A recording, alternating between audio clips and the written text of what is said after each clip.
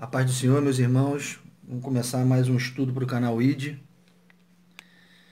Antes de começar o vídeo, eu queria pedir para os irmãos que estão curtindo o canal que compartilhem os estudos, que coloquem suas dúvidas aí no final e que Deus abençoe a todos que estão assistindo nessa hora. O estudo de hoje eu vou falar a respeito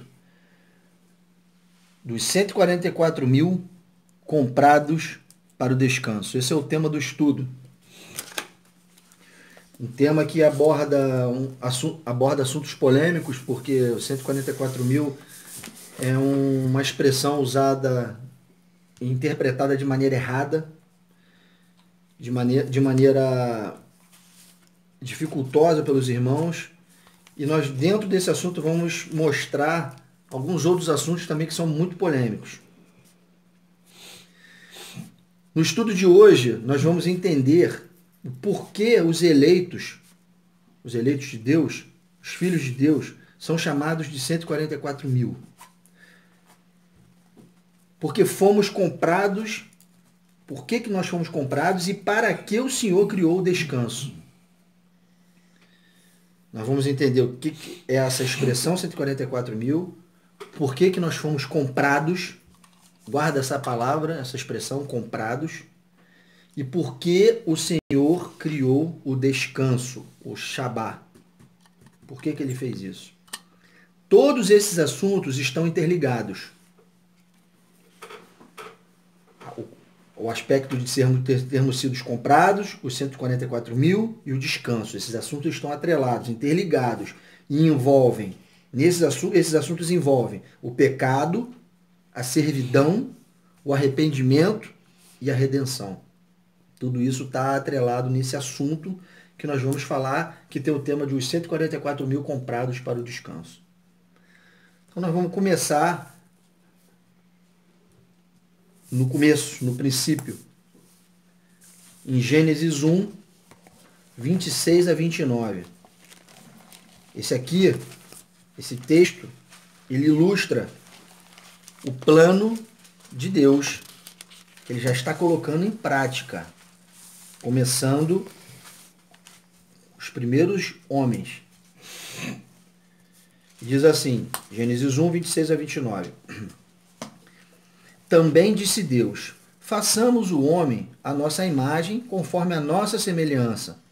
Tenha ele, o homem, domínio sobre os peixes do mar, sobre as aves dos céus, sobre os animais domésticos, sobre a terra e sobre todos os répteis que rastejam pela terra. Deus deixou muito claro que estava dando para os homens o domínio sobre os animais, inclusive sobre os répteis que rastejam pela terra. Deus não colocou isso à toa aqui. E diz assim, a imagem de Deus o criou, homem e mulher os criou. E Deus os abençoou e lhes disse, sede fecundos, multiplicai-vos, enchei a terra e sujeitai-a, dominai sobre os peixes do mar, sobre as aves do céu e sobre todo o animal que rasteja pela terra. Falou de novo. E disse Deus ainda, presta atenção, eis que vos tenho dado, Deus está dando, todas as ervas que dão semente e se acham na superfície de toda a terra, e todas as árvores em que há fruto que se dê semente. Isso vos será para mantimento. Deus estava dando tudo. Não mandou o homem fazer nada. Deus estava abençoando o homem com o domínio da terra, o domínio dos animais, a sujeitação dos seus filhos, sujeitar os seus filhos, e dando o alimento para o homem, sem que o homem precisasse ter labor para conseguir. Isso está bem claro nesse texto. Deus abençoou o homem com isso. Deus abençoa o homem e dá a ele o governo da terra, domínio sobre todas as coisas.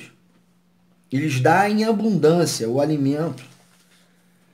Você tem que prestar atenção aí que o homem não precisava do suor do seu trabalho para ter alimento. Deus deu tudo. Não havia necessidade de trabalho para viver, de labor. de enfado para conseguir as coisas, porque Deus já tinha provido tudo para eles, em abundância. Toda a terra era deles. Certo? Esse é o plano original de Deus, que ele já começa a botar em prática no Éden.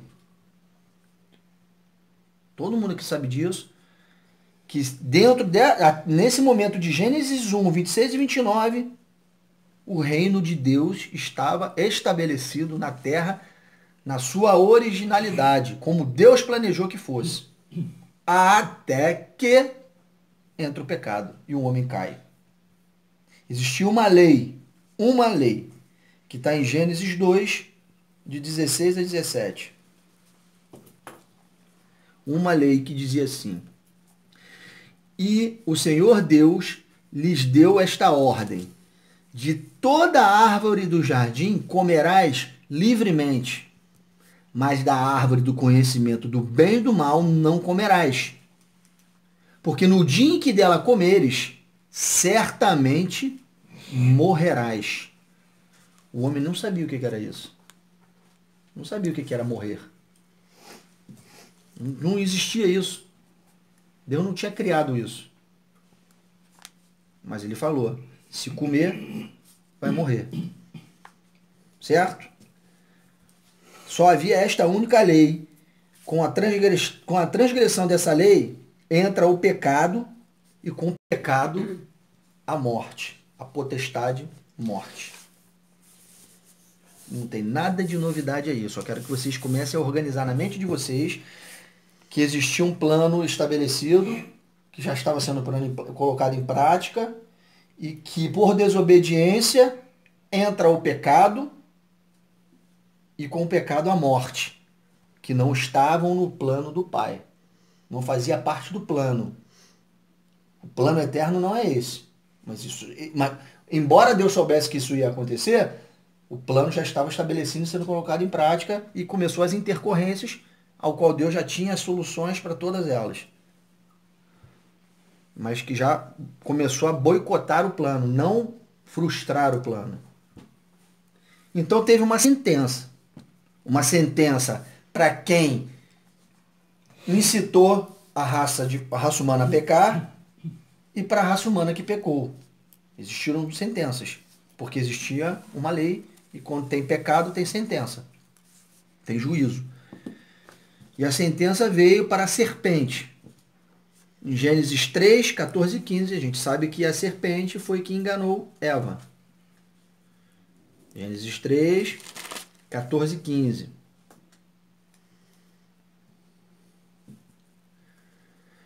Diz assim: então o Senhor Deus disse à serpente: visto que isso fizeste, maldita és entre todos os animais domésticos e és entre todos os animais selváticos. Rastejarás, veja bem, rastejarás sobre o teu ventre, presta atenção agora, e comerás pó todos os dias da tua vida. Cobra come pó? Come? Não come pó. Mas por que Deus falou isso?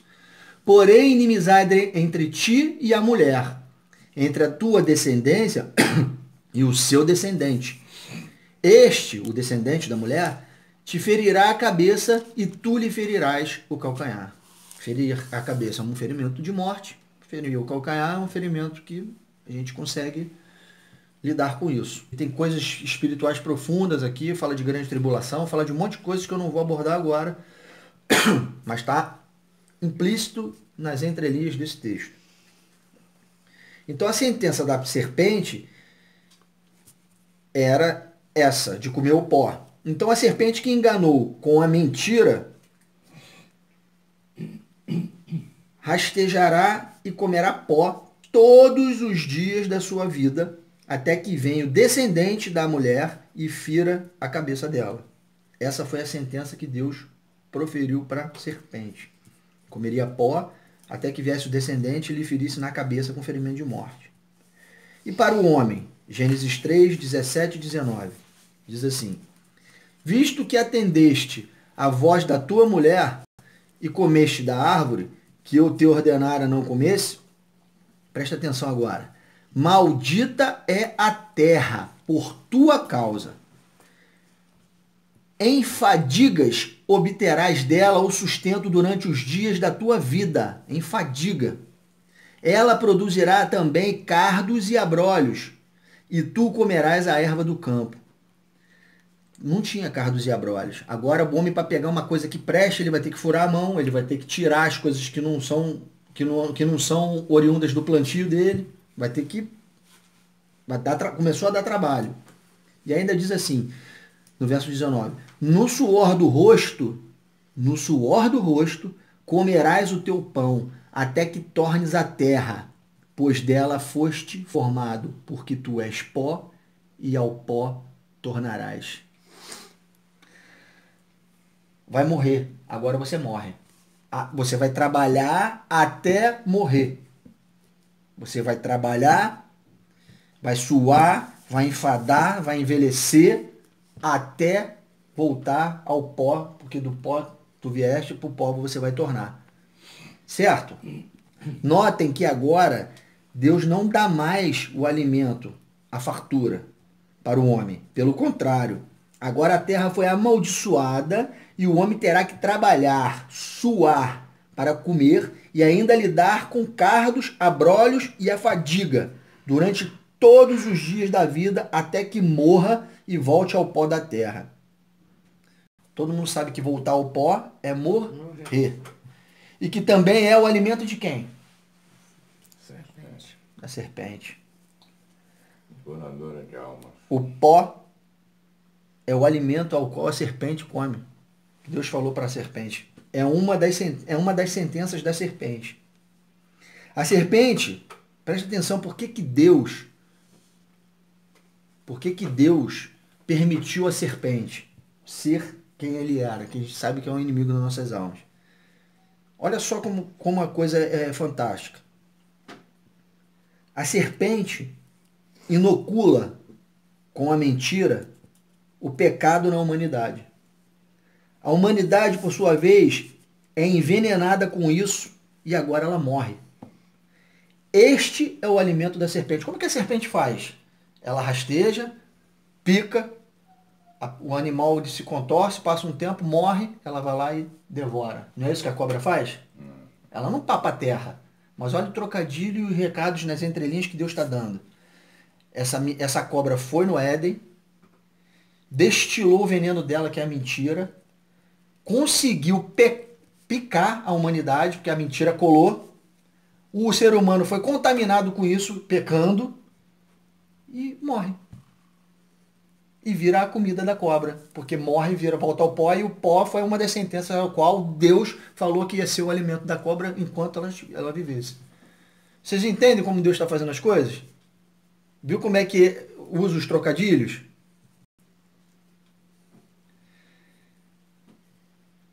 A nossa morte, ao qual Deus está se referindo aqui, ela é literal e para muitos espiritual também.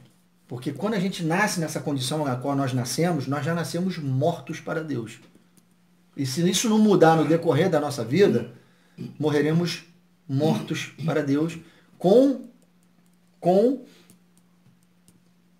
a possibilidade de desfrutarmos, se assim posso dizer, a segunda morte, que é o lago de fogo e enxofre, o Geena de fogo. O objetivo do diabo são as duas coisas. É te papar, te fazer morrer,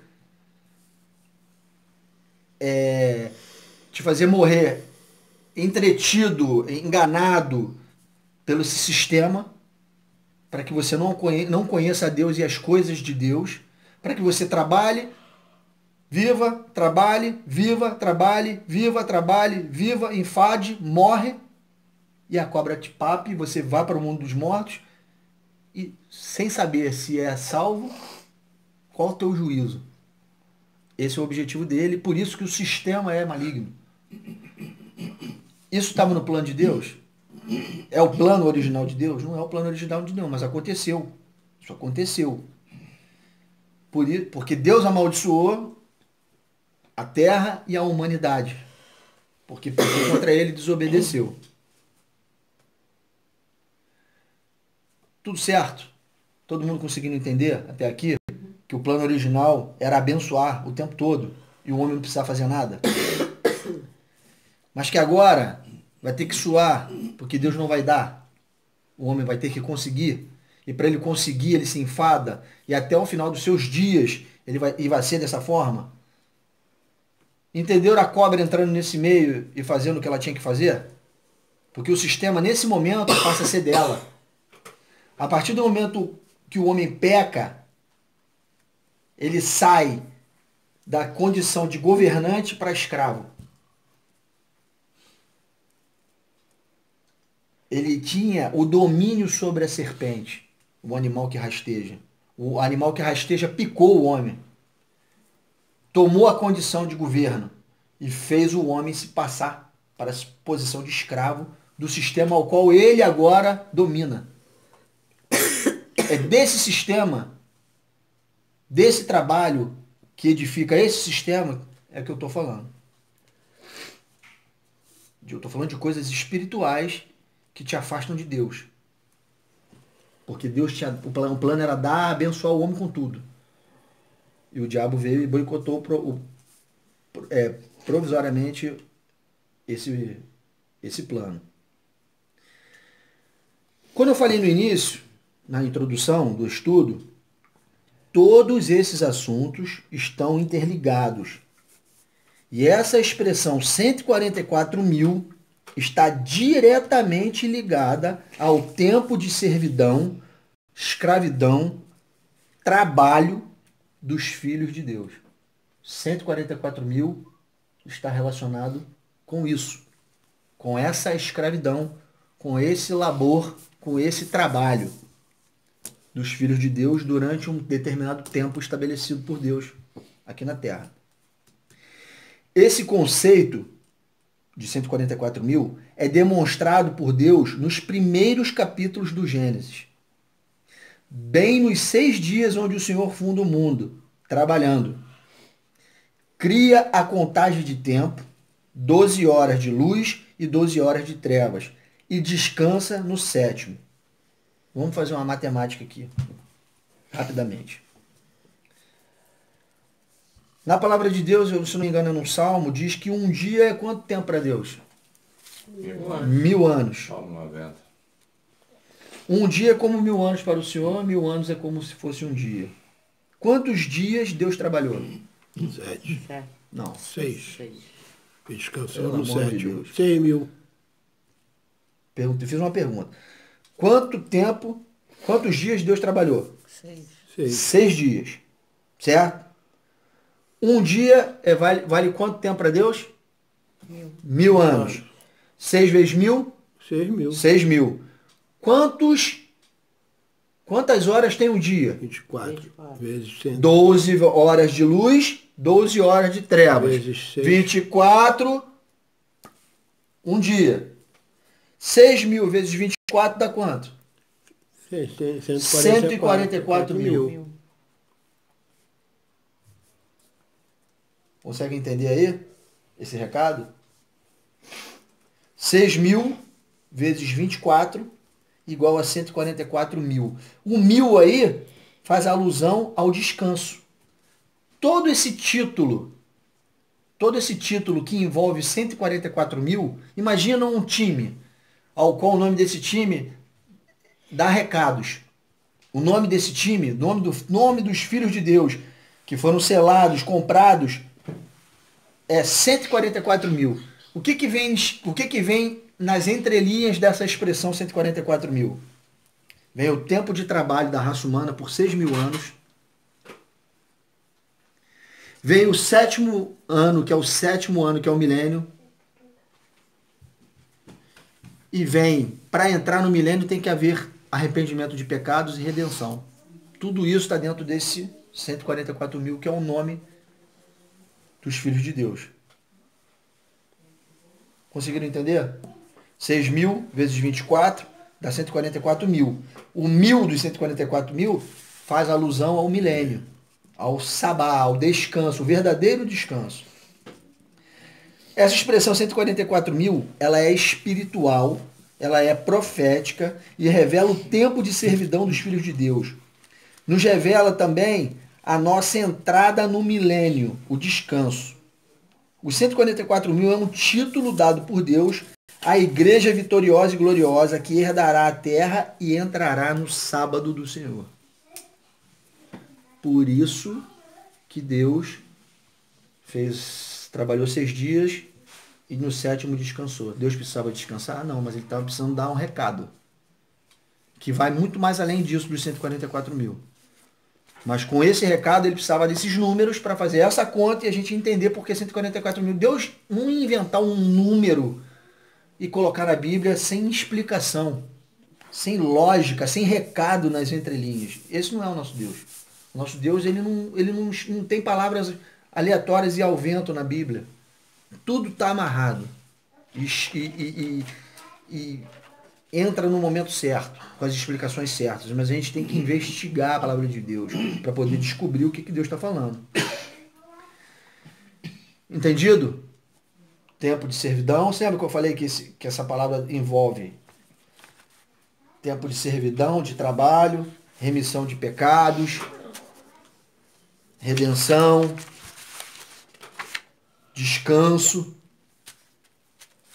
Nós já falamos do plano original que foi estabelecido no Éden, da queda do homem, o porquê dos 144.000, que tem a ver com o pecado e a queda do homem, e agora nós vamos falar do sábado. Por que Deus criou o sábado? E é nessa hora, aqui aos 21 minutos de vídeo, que vai enxurrar de mensagens aí, de comentários a respeito do sábado no canal. Eu tenho certeza disso. E muita gente me recriminando também por causa desse conceito do sábado, que é muito mal entendido, da mesma forma dos 144.000. Mas vamos lá. Por que Deus criou o sábado? Não sou eu que vou dizer, mas o nosso Senhor Jesus Cristo. Se você tem o seu Senhor Jesus Cristo como seu Senhor e Salvador, essas palavras são deles, não é do Pedro. E está lá em Marcos 2, 27 e 28. Aqui está a explicação por que Deus fez o sábado. E diz assim no verso 27. E acrescentou, são palavras do Senhor Jesus Cristo, o sábado foi estabelecido por causa do homem, e não o homem por causa do sábado. De sorte que o Filho do Homem é Senhor também do sábado. O que Jesus está dizendo? Ele está dizendo que Deus criou o sábado por causa do homem. E não o homem por causa do sábado. Existem pessoas guardando o sábado.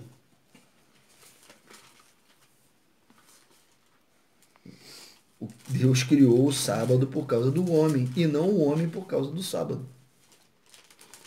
Não é para o homem viver hoje em função do sábado. Essas palavras de Jesus, ela era impactante para o momento que ele estava sendo abordado para falar essas coisas. Aquilo ali foi um verdadeiro tapa na cara sem mão dos fariseus, porque eles guardavam o sábado. E era como se fosse uma blasfêmia, porque o sábado custou muito para o povo de Israel, principalmente para os judeus, porque foi por causa do sábado que eles amargaram 70 anos no cativeiro babilônico. E isso era um assunto que gerava um azedume no coração dos fariseus e era uma blasfêmia que eles não admitiam que nenhum judeu cometesse. E aí Jesus fala isso. Deus criou o sábado por causa do homem, não o homem por causa do sábado. E ainda fala no final, eu sou o Senhor do sábado. É muito forte, mas de Jesus ele não estava falando só para eles ali aquilo. Serviu para mostrar a autoridade, no nome de quem que ele estava ali, mas falou profeticamente, falou para frente, falou de coisas futuras, vindouras, falou da graça, da nova aliança, falou de coisas que esses homens não entenderiam.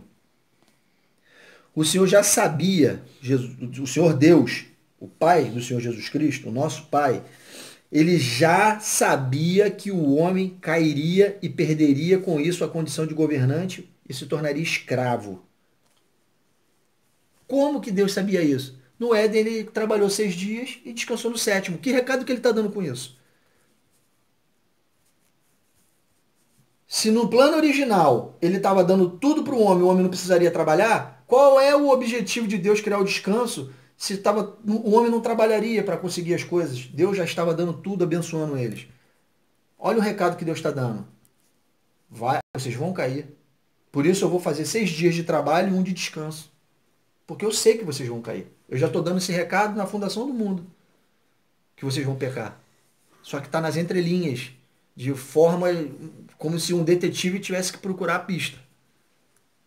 E é assim que é a palavra de Deus. É isso que fascina. Porque Deus está dando esse recado ali. Vocês vão pecar. Por isso que eu estou criando sábado. Ele já estava antevendo tudo. Com a sua onisciência. Então, agora,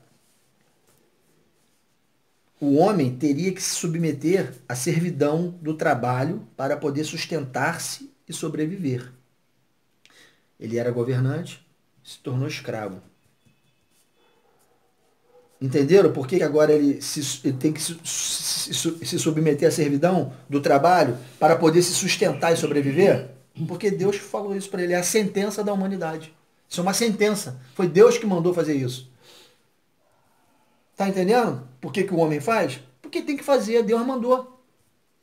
Se não fizer, vai morrer. O trabalho e a sustentação do seu próprio corpo com comida e com todas as coisas que envolvem para o motivo pelo qual você trabalha, vai te levar à morte também. Deus falou isso. Vocês vão trabalhar, suar, dia após dia, até voltarem ao pó. Esse é o destino da humanidade. Era esse o plano de Deus? Não era, mas é o destino da humanidade porque pecou. E todos nós aqui nascemos com esse fardo em cima de nós. Sendo de Cristo ou não sendo de Cristo. Livres da condenação do pecado ou não livres da condenação do pecado. Nós estamos inseridos dentro de um sistema que jaz no maligno. E que, nesse sistema, uns apontam para a ganância e vivem à flor da pele esse sistema, e outros apenas sobrevivem com o seu digno, com o seu trabalho, sustentando, acreditando na condição que Deus tão misericordioso ainda provém nas nossas vidas, apesar de ter amaldiçoado a terra toda e todos os homens, porque temos Cristo, o Filho dele, ele ainda provém na nossa vida, imerecidamente. Mas temos o Filho. Por isso, Deus não deixa faltar o pão na mesa de um justo. Por isso.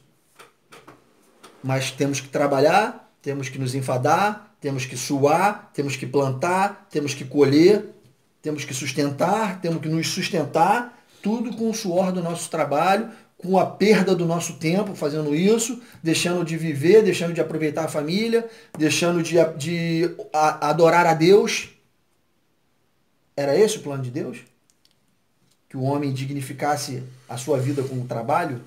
Ou era que dignificasse e glorificasse a Ele com tudo que você tem? Com todo o seu tempo? Vamos pensar nisso e vamos continuar aqui. Por essa razão, que ele sabia que o homem ia ter que trabalhar porque era uma sentença dada, um juízo dado ao homem por ter pecado, por essa razão, o Senhor santificou o sábado. Para que o homem um dia descansasse das obras que edificam o mundo, que jaz no maligno, para edificar as coisas para o reino de Deus, para servir-lhe. E isso desde o povo de Israel. Vocês querem ver? O estabelecimento desse conceito está em Gênesis 2, de 1 a 3. Assim, pois, foram acabados os céus e a terra e todo o seu exército. E havendo Deus terminado no 7º a sua obra que fizera, descansou nesse dia de toda a sua obra que tinha feito. E abençoou Deus o dia 7º e o santificou. Veja bem, ele abençoou o sábado e separou o sábado porque nele descansou de toda a obra que, como Criador, fizera. Deus viveu, testemunhou para poder cobrar do homem, porque já sabia que o homem ia cair. E sabia que se deixasse, o homem ia trabalhar os 7 dias. Estão entendendo, gente? Por que Deus separou o sábado? Porque o homem ia trabalhar os 7 dias. O porco foi para a lama e se lambuza. Quanto mais se lambuza, ele gosta mais da lama. Uma maldição se torna um prazer para o homem. Uma ganância. Essas coisas se confundem na mente. O sistema, ele te cobra. A gente estava conversando aqui antes de começar o estudo a respeito do nosso irmão Luiz Shimoyama. Um beijo para ele, quando ele estiver assistindo aí, se ele assistiu o canal, o vídeo. Que ele está trabalhando dia após dia na fábrica onde ele está, que ele saiu de uma fábrica e foi para outra. Ele está apertado, tem pouco tempo para gravar, tem pouco tempo para se edificar na escritura, estudar. Eu te pergunto, é de Deus isso? Um servo de Deus deixando de servir ao Deus Altíssimo para ter que trabalhar porque o sistema lhe cobra isso e ele não vive sem... Eu não estou culpando, porque eu passo por isso também, todo mundo aqui passa por isso, o irmão que está assistindo aí passa por isso. Mas você vê como um sistema maligno, ele te hipnotiza, ele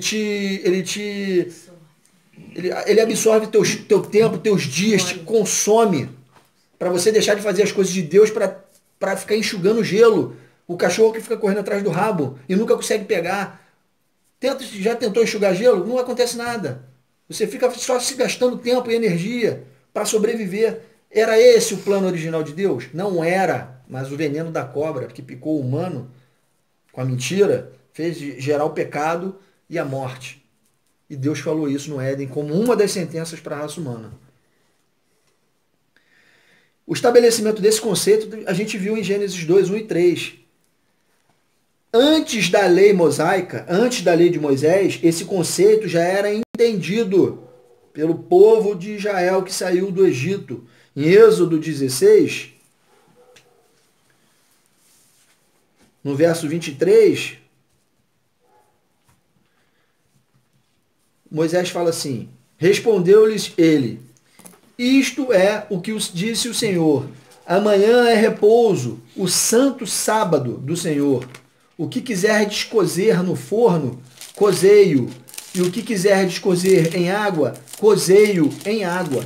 E tudo que sobrar, separai, guardando para a manhã seguinte. Esse contexto aqui é da codornizes, do maná, ao qual Deus também já nesse contexto falou que cairia maná 6 dias e no 7º não cairia. E que não precisaria guardar porque sempre daria novo, mas no 6º dia poderia guardar, porque ele não é maluco de cobrar uma coisa que ele não está dando. Ele fala, aguarda do 6º dia, porque eu vou fazer cair tanto que não vai precisar vocês saírem para colher no sábado, porque no sábado não vai cair, o sábado é santo. Lá no Éden, Deus já tinha estabelecido isso. Antes disso virar lei de Moisés, eles já obedeciam, obedeciam entre aspas, porque esse povo era duro, eles pagavam para ver. E sempre foi assim. E nós também somos assim. Mas em Êxodo 20, no verso de 8 a 11, em Êxodo 20, nos versos de 8 a 11, já vira lei, vira um mandamento que estava lá na tábua entre os 10. E eu vejo esse mandamento como um mandamento espiritual profundo que envolve assuntos proféticos e não somente os que está escrito aqui. Eu tenho um vídeo sobre isso no canal, a respeito dos 10 mandamentos. Se você quiser, dá uma procurada no canal que você vai ver que falam coisas espirituais maravilhosas a respeito do sábado. Diz assim, Êxodo 20, verso 8. Lembra-te do dia de sábado, para o santificar. 6 dias trabalharás e farás toda a tua obra. Mas o 7º dia é o sábado do Senhor teu Deus. Não farás nenhum trabalho, nem tu, nem teu filho, nem tua filha, nem teu servo, nem tua serva, nem o teu animal, nem o forasteiro das tuas portas para dentro. Porque em 6 dias fez o Senhor os céus e a terra. Olha como é que Deus agora está falando. Ele está cobrando uma lei que ele viveu. Como ele vai cobrar uma coisa que ele não viveu? Tá vendo? Olha como é que ele coloca a lei aqui agora. Porque em 6 dias fez o Senhor os céus e a terra, ao testemunho que ele deu, o mar e tudo que há neles. E ao 7º dia descansou. Por isso o Senhor abençoou o dia de sábado e o santificou. Viu, seres humanos? Eu fiz assim e eu quero que vocês façam. Eu tenho propriedade para falar e cobrar porque eu vivi. E eu fiz muito mais coisas do que vocês aí. E eu descansei. Em 6 dias. Eu fiz e no 7º descansei. Para isso virar um mandamento, ele tinha que ter vivido. E ele viveu. E era esse o recado que ele estava dando lá no Éden, na fundação do mundo. Em Gênesis. Porque ele sabia que o homem cairia e teria que trabalhar. Estamos indo bem? Todo mundo entendendo? Então olha aqui, ó, a definição da palavra sábado, Shabá, significa descanso, não é um dia da semana. O Shabá, ele abrange qualquer dia da semana. Nesse caso aqui, era o 7º dia. Você pode ter um Shabá do teu trabalho, vamos supor, eu tenho um Shabá, o meu Shabá é sexta. Eu trabalho, mas o meu descanso, minha folga é sexta-feira. Esse é o Shabá. Não estou comparando com as coisas santas e separadas de Deus. Eu estou dando um exemplo que o meu descanso do meu trabalho é na sexta-feira. Eu posso pegar esse dia e separar para o Senhor. Eu posso separar todos os dias serem sábado do Senhor para mim também. Se eu não trabalhar, se eu ficar em casa, se eu for aposentado, se eu não tiver que ter que trabalhar, eu posso santificar todos os dias e todos os dias seriam o meu Shabá. Então esse negócio de guardar um dia, isso não existe mais, meus irmãos. A gente vive na lei da nova aliança. Isso não existe mais. Esse descanso serviu literalmente para aquele povo, mas quando Jesus veio e instituiu a nova aliança, isso caiu por terra. Deus não cobra só mais um dia de você. Ele cobra todos os dias da tua vida, porque ele deu o seu filho em troca da sua vida e da minha vida. Então agora não é mais um dia, são todos os dias. Mas vamos lá. Então a definição de sábado, Shabá, é descanso. E Sabá não é um dia da semana, é um conceito. E é muito mais profundo e espiritual do que aparenta e do que é entendido por alguns irmãos. Esse descanso fala do plano, do propósito eterno do nosso Deus, através do Filho. Para nós esse recado. Entende? Esse conceito de Shabá é para o nosso benefício. Lembra-te do dia de sábado. Ele não está falando, lembra daquele sábado para tu descansar, para o santificar. Lembra que esse aqui, como Efésios 6 fala, é o único mandamento com promessa. Honrai pai e mãe. E lembra-te do sábado. Porque você honrando pai e mãe, você entra no sábado. Isso aí envolve muitos assuntos espirituais que eu não vou falar aqui agora, mas é disso que Deus está falando. Então, esse descanso ele fala do propósito de Deus. Ele não fala do dia. Vocês querem ver em Hebreus 4, dos versos de 8 a 11, é abordado esse assunto pela carta aos Hebreus aqui. Diz assim: ora, quem colocou o povo de Deus, os israelitas, no descanso foi Josué. Todo mundo sabe, né? Então ele fala assim, Hebreus: ora, se Josué lhes houvesse dado descanso, não falaria posteriormente a respeito de outro dia. Portanto, resta um repouso para o povo de Deus, porque aquele que entrou no descanso de Deus, também ele mesmo descansou de suas obras, como Deus das suas. Esforcemo-nos, pois, por entrar naquele descanso, a fim de que ninguém caia segundo o mesmo exemplo de desobediência. Ele está pegando esse contexto de uma promessa que Deus fez para nós, que é vindoura, e fazendo uma analogia ao povo do deserto que não entrou por desobediência, por causa daquele contexto dos espias, que Josué e Caleb estavam envolvidos, que voltaram falando da terra prometida bem e os outros 10 falando mal, e por causa disso o povo rastejou 40 anos no deserto e a geração incrédula não entrou, só entrou a geração de 20 anos que estava naquela ocasião, não tinha completado 20 anos ainda. Deus fez uma reciclagem no povo de Israel e só colocou a nova geração para entrar no descanso. É disso que o texto está abordando. Mas ele não está falando desse descanso lá de Josué. Ele está falando de um descanso ao qual nós temos que nos esforçar para entrar, que é o descanso que Deus prometeu para nós, por intermédio do Filho. Certo? Com esse texto de Hebreus 4, de 8 a 11, a gente entende melhor o conceito do sábado. A gente consegue entender o que Deus está querendo dar. Não é de um sábado que ele está falando, é de um outro. Resta um outro descanso. Deus, ele dá testemunho desse descanso que a gente leu em Hebreus, que é esse descanso que falta, na lei de Moisés, dando recados o tempo todo para o seu povo. Deus, nas entrelinhas da lei, nos mostra o seu eterno plano de redenção. O plano de redenção na lei. Eu vou mostrar aqui na lei esse plano de redenção na sua literalidade. Depois a gente vai abordar a espiritualidade do que ele está dizendo nessa literalidade aqui. Certo? Ao criar e determinar, antes de eu ler isso aqui, existem alguns vídeos aí no canal falando das festas judaicas, o ciclo das festas. Que eu aconselho os irmãos que não entendem sobre as festas, que vejam esses vídeos, para poder entender a sequência das festas, os tempos determinados, por que Deus criou as festas, o ciclo delas, o que elas têm na sua literalidade que nos tange na espiritualidade, aonde Jesus entra nisso, o que Jesus cumpriu, o que ainda vai se cumprir. Tudo isso está nesse estudo de 3 partes, se eu não me engano. Eu aconselho que o irmão veja. Mas para os que já viram, os que dominam o assunto das festas judaicas, isso aqui não vai ser difícil de entender. Porque ao criar e determinar os ciclos das festas, o Senhor estipula que a cada ano as suas 7 festas, esse ciclo, fossem feitas. Cada ano existia um ciclo de 7 festas, que são Páscoa, Asmo, Primícias, Pentecostes, Trombeta, Expiação e Tabernáculos, ou Cabanas. 7 festas. Essa é a ordem certinha das 7.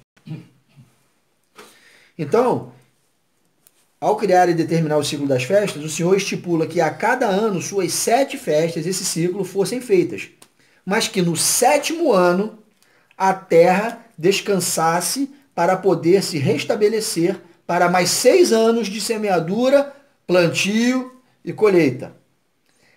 As 7 festas e o seu ciclo estão diretamente ligadas ao plantio e à colheita. A gente sabe que as festas elas giram em torno do calendário lunar e da colheita, do plantio e da colheita. Isso rege as festas. Por isso que as festas elas só foram valer como lei quando o povo entrou na terra, em Canaã. No deserto não tem como plantar. Então Deus não cobrava as festas. Certo? Então, com isso aqui que eu acabei de ler, Deus já nos mostra em pequenas proporções, dentro da lei, o conceito do sábado, do descanso. 6 anos de trabalho na terra para 1 ano de descanso da terra. Olha o conceito aí do descanso. 6 anos de trabalho para 1 de descanso. Exatamente como Deus fez, exatamente aquela conta dos 144 mil que a gente fez aqui um pouquinho de tempo atrás. Olha o mesmo conceito aí.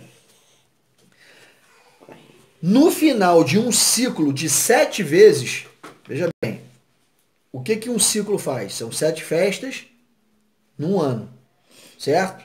7 festas, esse ciclo corre durante 1 ano. No final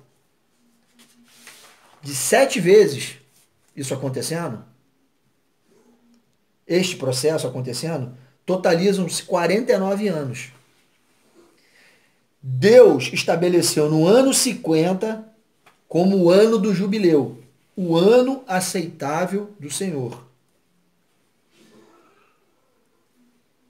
O descanso já existia em pequenas proporções. 6 anos de trabalho, no 7º, o descanso da terra.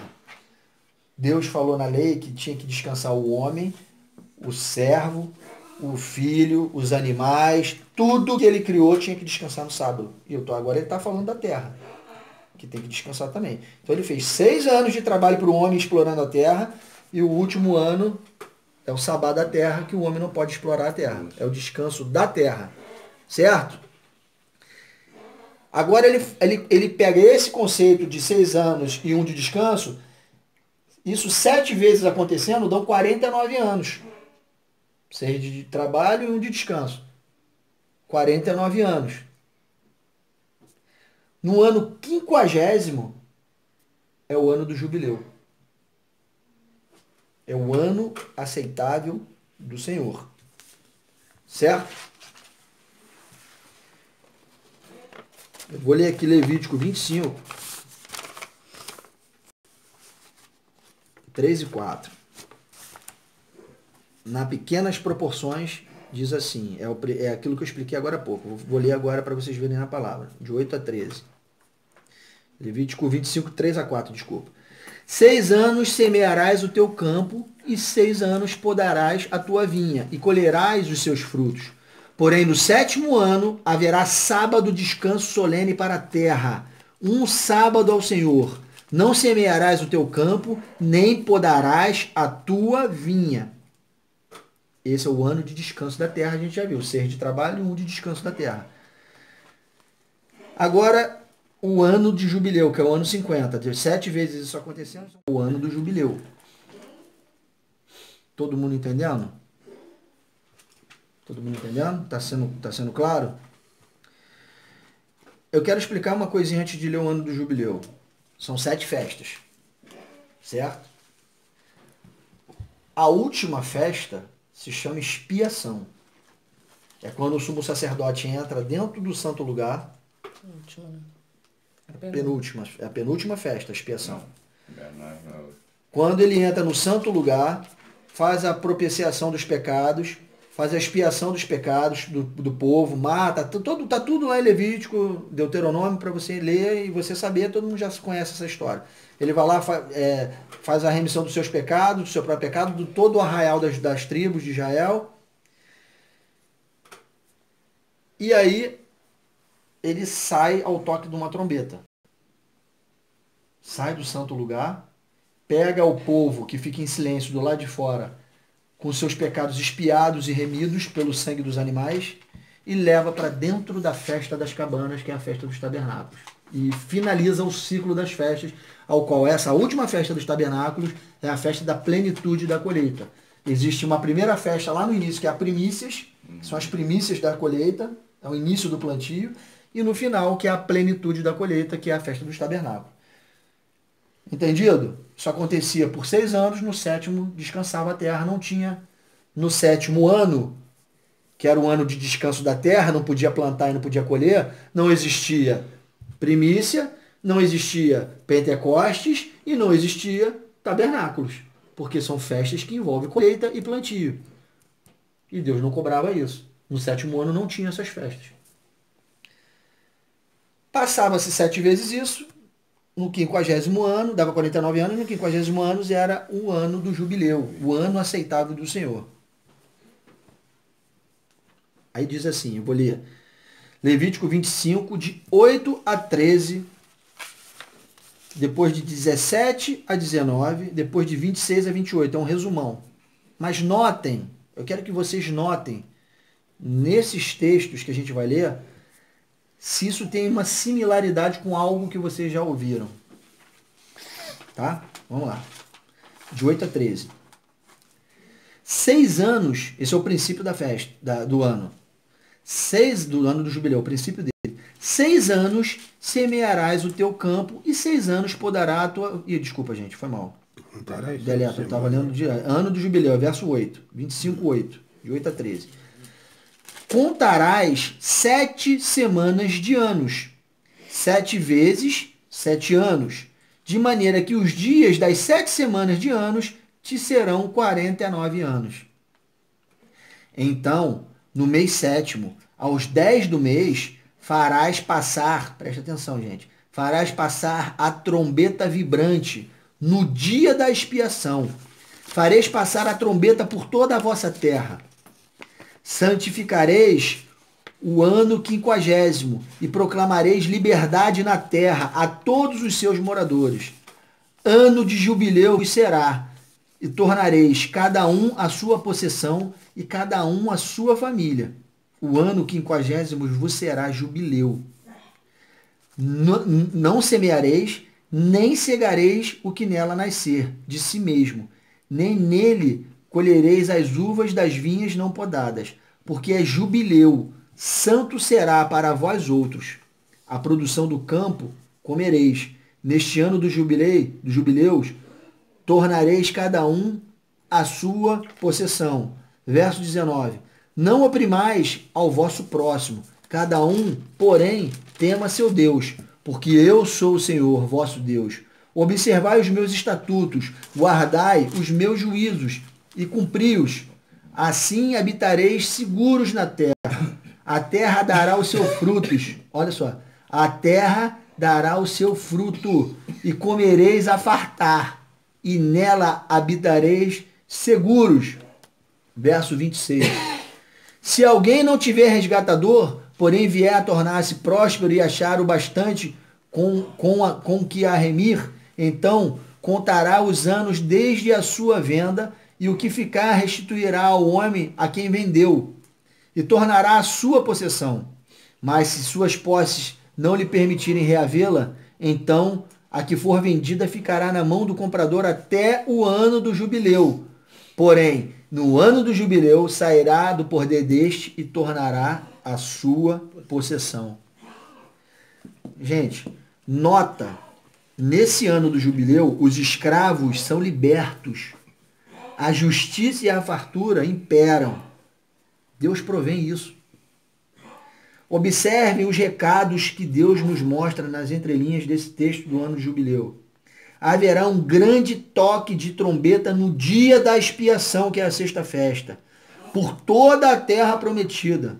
E o sumo sacerdote sai dos santos, com o pecado do seu povo remido, para os introduzir neste ano 50, o ano aceitável do Senhor, o ano de justiça, paz e fartura. Isso está na literalidade da lei, esse ano do jubileu. Mas vocês notam uma similaridade com alguma coisa que vai acontecer? Isso é a literalidade. Vocês querem ver na espiritualidade? Nos mostra espiritualmente esse texto o milênio de Cristo na terra.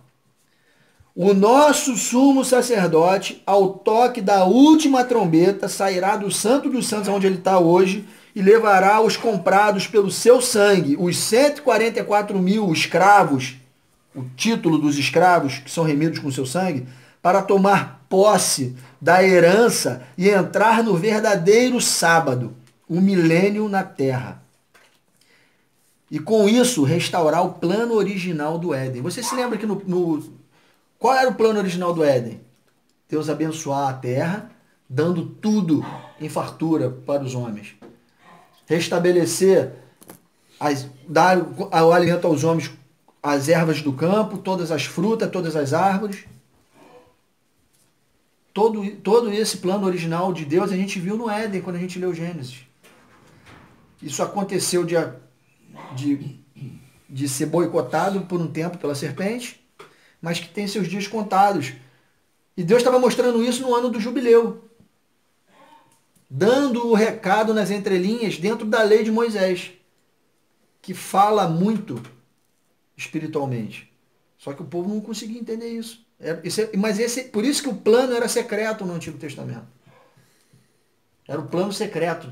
E agora não é mais secreto. Ele não é secreto. Mas Deus, através de Cristo, ele restaura o plano original no Éden. Quer ver? Eu vou ler um texto aqui de Amós. Um texto de Amós 9, de 13 a 15, que fala, vê se vocês vão... Isso aqui é no milênio de Cristo na Terra. Vê se vocês notam uma semelhança com o ano do jubileu, o ano aceitável do Senhor. Amós 9, 13 a 15 diz assim: Eis que vem dias, diz o Senhor, em que o que lavra segue logo ao que ceifa, e o que pisa as uvas ao que lança a semente. Os montes destilarão mosto, e todos os outeiros se derreterão. Mudarei a sorte do meu povo de Israel. Reedificarão as cidades assoladas e nela habitarão. Plantarão vinhas e beberão o seu vinho. Farão pomares e lhes comerão o fruto. Plantá-los-ei na sua terra. E dessa terra que lhes dei já não serão arrancados, diz o Senhor teu Deus. Isso aconteceu em Israel? Não, milênio mesmo. Isso vai acontecer quando? Milênio mesmo. Quando ele voltar e nos introduzir nessa terra aqui. Mas ele dá os insights no ano do jubileu, o ano aceitável do Senhor. Fazia chover a chuva seródia no 6º ano. Caía no finalzinho do 6º ano, caía aquela chuva, se eu não me engano, se era no 6º ou se era no 7º, vocês me corrijam aí, salvo engano. Mas caía a chuva seródia antes da última festa, que é a festa das cabanas. E isso na espiritualidade vai acontecer no final dos tempos. Essa chuva seródia vai ser a chuva do Espírito sobre a terra de novo, para se completar a plenitude dos gentios, e a colheita a qual Deus vem fazer, vem colher, que é aquele trigo que Jacó vai dar o dízimo, que a gente já estudou aqui, na sua plenitude, para poder entrar na festa, no ano aceitável do Senhor. Nesse ano aceitável do Senhor, o ano do jubileu, se vocês notarem, não tem a festa dos tabernáculos, porque não podia se colher no 50º, no ano 7. Mas a festa dos tabernáculos, ela é tipificada, ela é substituída, exemplificada e mostrada no ano do jubileu. O sumo sacerdote saía com o povo e introduzia no jubileu, aonde era que ela tem o ano do jubileu, ele tem os mesmos princípios da festa do tabernáculo. Você pode ler a festa do tabernáculo e você lê o ano do jubileu, que é no milênio, quando Jesus voltar, ele vai nos introduzir no ano aceitável do Senhor, mas terá a festa. Terá a festa, porque ele vai sair e vai nos introduzir no ano aceitável do Senhor. E esse ano é de 1000 anos.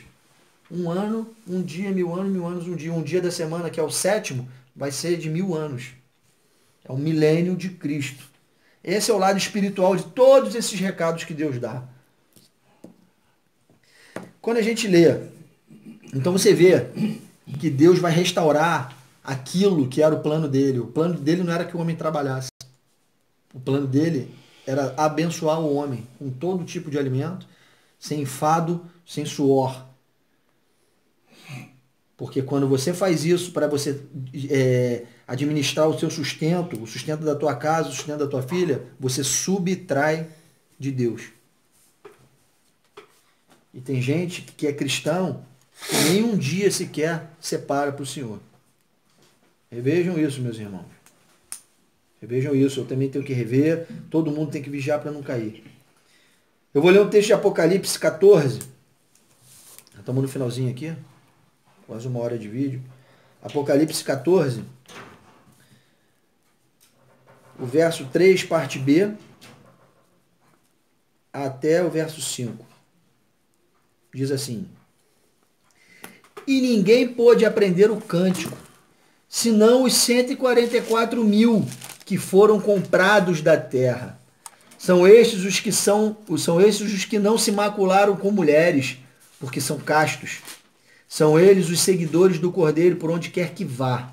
São os que foram redimidos dentre os homens, primícias para Deus e para o Cordeiro. E não se achou mentira na sua boca, e não tem mácula. Esses são os 144.000 comprados da terra. Sabe por que Deus usa essa expressão, comprados da terra? O Senhor compra os escravos de um outro Senhor. A gente estava debaixo do jugo de quem? De quem é o mundo? Satanás. De quem é o mundo? Por que Deus nos compra através do Filho? Para trocar o servo, para trocar o Senhor. Por isso que os 144 são comprados da terra como primícias para Deus. Porque não são todos que são comprados, são as primícias que são compradas. São as melhores partes da humanidade. que são compradas com o sangue de Cristo.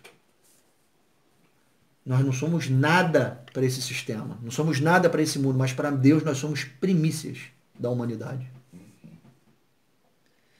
Então o Senhor nos compra.